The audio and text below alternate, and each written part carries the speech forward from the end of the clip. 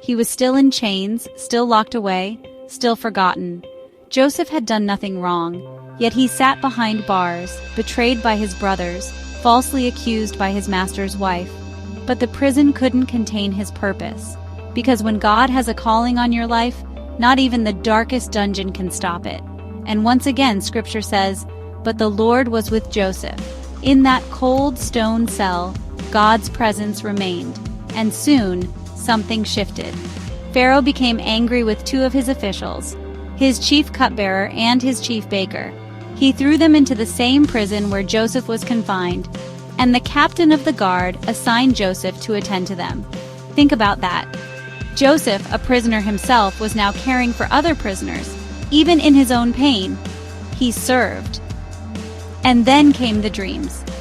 One night, both men had troubling dreams, unique, vivid, and full of mystery. The next morning, Joseph noticed their sadness. He asked, "Why do you look so down today?" They answered, "We both had dreams, but there's no one to interpret them." And Joseph replied, "Do not interpretations belong to God? Tell me your dreams." The cupbearer went first. "In my dream," he said, "there was a vine in front of me. On the vine were 3 branches. As soon as it budded, it blossomed, and its clusters ripened into grapes. Pharaoh's cup was in my hand, and I took the grapes, squeezed them into Pharaoh's cup, and put the cup in his hand." Joseph listened carefully, and with clarity from heaven, he answered, "This is what it means. The 3 branches are 3 days.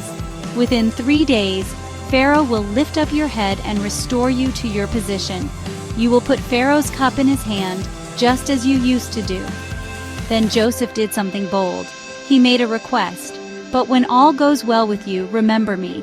Show me kindness. Mention me to Pharaoh and get me out of this prison.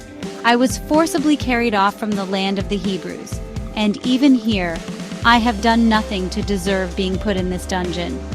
Then the baker, encouraged by the favorable interpretation, spoke up. "In my dream," he said, "there were 3 baskets of bread on my head.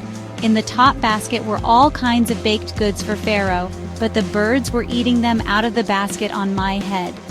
Joseph's face grew more solemn. "This is what it means. The 3 baskets are 3 days. Within 3 days, Pharaoh will lift off your head and hang you on a tree, and the birds will eat away your flesh."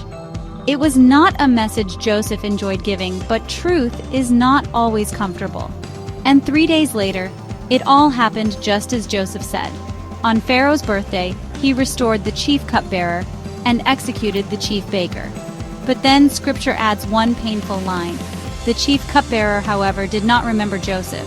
He forgot him.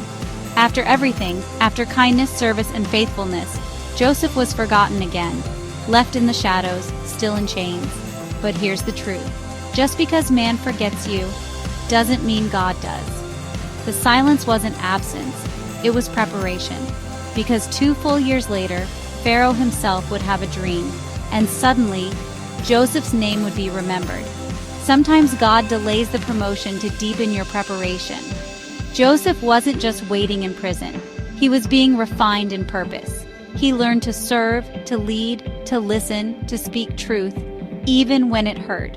And most of all, he learned to trust God's timing. If you feel overlooked, passed over, or forgotten, Joseph knows exactly how you feel. But God is still writing the story. And at the right time, your name will be remembered. Leave a cross if you believe that even in delay, God's purpose still prevails. Credits narration by He Speaks Truth background music from YouTube Audio Library.